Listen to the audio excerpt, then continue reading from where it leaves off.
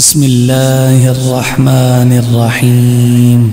تبارك الذي بيده الملك وهو على كل شيء قدير، الذي خلق الموت والحياة ليبلوكم أيكم أحسن عملا وهو العزيز الغفور، الذي خلق 7 سماوات طباقا ما ترى في خلق الرحمن من تفاوت فارجع البصر هل ترى من فطور ثم ارجع البصر كرتين ينقلب إليك البصر خاسئا وهو حسير، ولقد زينا السماء الدنيا بمصابيح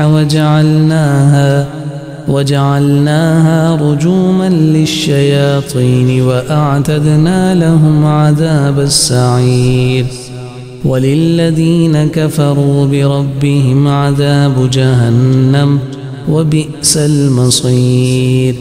إذا ألقوا فيها سمعوا لها شهيقا وهي تفور تكاد تميز من الغيظ، كلما ألقي فيها فوج سألهم خزنتها ألم يأتكم نذير، قالوا بلى قد جاءنا نذير فكذبنا وقلنا ما نزل الله من شيء إن أنتم إلا في ضلال كبير، وقالوا لو كنا نسمع أو نعقل ما كنا في أصحاب السعير، فاعترفوا بذنبهم فسحقا لأصحاب السعير. إن الذين يخشون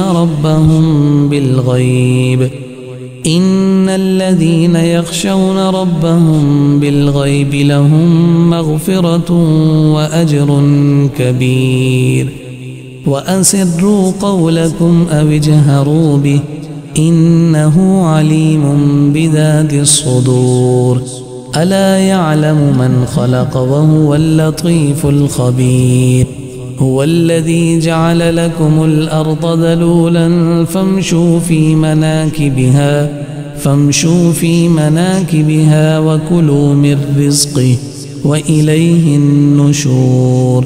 أأمنتم من في السماء أن يخسف بكم الأرض فإذا هي تمور، أم أمنتم من في السماء أن يرسل عليكم حاصبا فستعلمون كيف نذير. ولقد كذب الذين من قبلهم فكيف كان نكير. أولم يروا إلى الطير فوقهم صافات ويقبض ما يمسكهن إلا الرحمن إنه بكل شيء بصير. أمن هذا الذي هو جند لكم ينصركم من دون الرحمن إن الكافرون إلا في غرور. أمن هذا الذي يرزقكم إن أمسك رزقه بل لجوا في عتو ونفور. أفمن يمشي مكبا على وجهه أهدى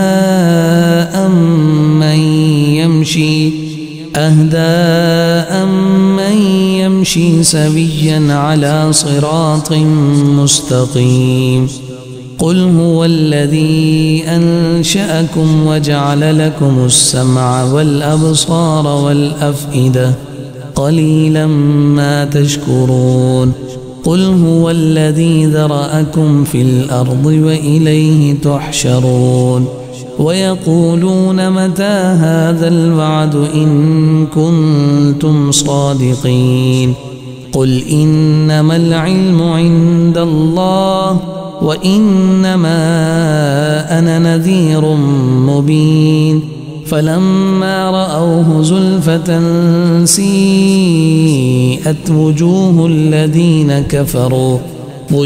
الذين كفروا وقيل هذا الذي كنتم به تدعون قل أرأيتم إن أهلكني الله